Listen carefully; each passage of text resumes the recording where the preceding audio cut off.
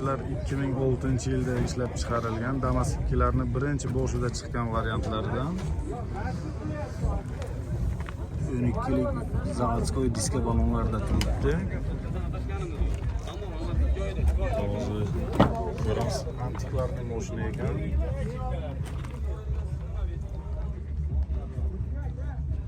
$64,000 probegda. Salon ichlari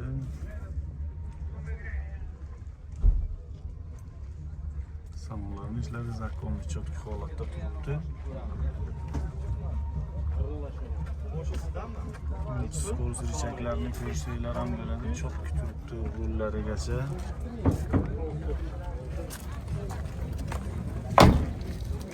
Hurmatli obunachilar, mashinani ko'rib bir baho berasizlar, xudo xolasa. Ham yurgan mana shunaqangi mashinalarga ishqibozlar juda ko'pchilik mana shu Qashqadaryo tomonlardan telefon qilib so'rashadi obunachilarimizdan. Mana shunga o'xshash mashinalardan. Xullas idealni ekan mashina.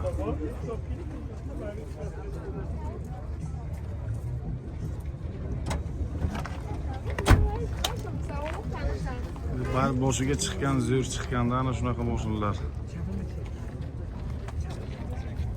Kraskasi bormi yo'qmi Akmal aka buni?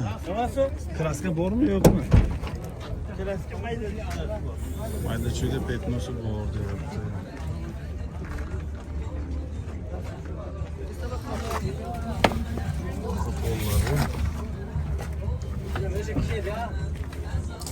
Gazi bormi?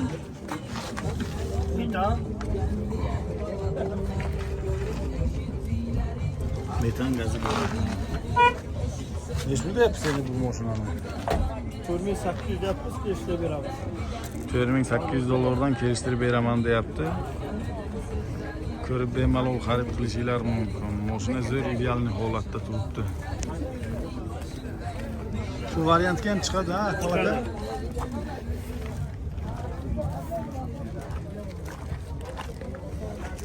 Boshida qancha pul bo'lish kerak? Boshida qancha pul bo'lish kerak?